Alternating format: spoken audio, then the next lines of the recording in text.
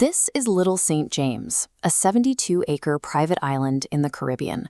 For years, it operated as a high-end retreat for the global elite, complete with a luxury resort, private docks, and its own library, all while masking an extensive underage trafficking operation. Jeffrey Epstein and his associate, Ghislaine Maxwell, were the architects of this high society facade. They utilized their access to billionaires and politicians to build an environment that prioritized their operations' privacy above all else. Since Epstein's death and Maxwell's 20-year prison sentence, the public narrative has largely shifted towards closure. A victims fund has distributed over $120 million to survivors, leading many to believe the case has reached its natural conclusion. However, these legal milestones leave the broader mechanics of the network unaddressed. Large portions of the evidence, from flight logs to co-conspirator identities, remain restricted by legal seals and missing data. The enduring mystery of the Epstein case now centers on these specific gaps in the record, unexplained voids that continue to shield a global network of powerful individuals from public exposure. In 2019, the FBI raid on the island uncovered more than just financial records. Investigators encountered a series of unexplained physical anomalies that hinted at a much more complex operational structure than previously understood. Among the most visible was this blue and white striped building, designed like a temple. While law enforcement searched the structure, they have never officially verified its specific role in Epstein's activities on the island. Beneath the surface, investigators confirmed a network of underground utilities and tunnels.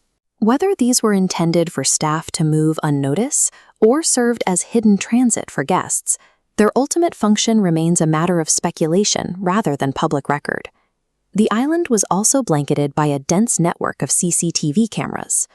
During the raid, agents also discovered a significant stockpile of hormonal medications, raising further questions about the physiological management of those brought to the estate. A facility optimized with pervasive surveillance and hidden passageways suggests a system designed for capturing and storing information on every visitor. However, Epstein's death ensured that these physical records could not be cross-examined in court.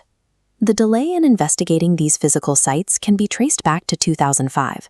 That was when victims like Courtney Wild first reported Epstein to the Palm Beach police, only to find the legal system remarkably slow to respond to his actions. By 2008, the case was sidelined by a secret non-prosecution agreement.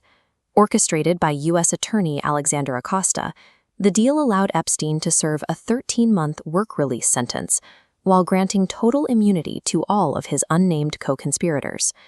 It took another decade before journalist Julie K. Brown exposed the terms of that secret deal. Her reporting forced a systemic reassessment, leading to Epstein's federal indictment and rearrest in July of 2019. The investigation was effectively cut short on August 10, 2019, when Epstein was found dead in his Manhattan cell. The night was marked by several critical failures. The surveillance cameras outside his cell were non-functional, the guards on duty were asleep, and Epstein had been recently removed from suicide watch. This death removed the central witness of the entire operation. It essentially halted the legal process before Epstein could be compelled to testify about the international network he maintained. With the primary witness gone, the battle for information moved to the Epstein Files. Today, the legal system faces a December 2025 deadline to fulfill transparency mandates and release the remaining sealed records. Preliminary leaks have already shown how Ghislaine Maxwell operated the social side of the business. Her emails indicate she frequently used code names to mask the identities of the high-profile individuals visiting Epstein's properties. Investigations eventually unmasked one of these aliases, the Invisible Man, as Prince Andrew. This identification led to his removal from royal duties in October 2025 and a multi-million-dollar legal settlement. Flight logs detail the scale of elite connections.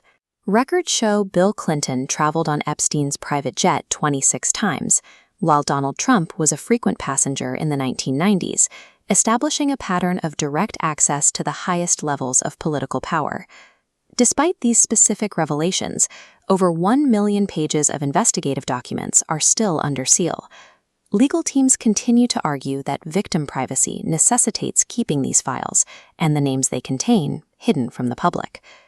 Epstein's career serves as a documentation of how high-level power can successfully navigate around standard legal accountability. The current result is a split in justice. While one person is in prison and a fund compensates survivors, the vast majority of the high-profile clients who participated in this network have never been charged or even formally identified by the law. The current legal struggle over the remaining million pages of evidence is a test of whether the global justice system is capable of prosecuting a network that reaches into its own upper tiers.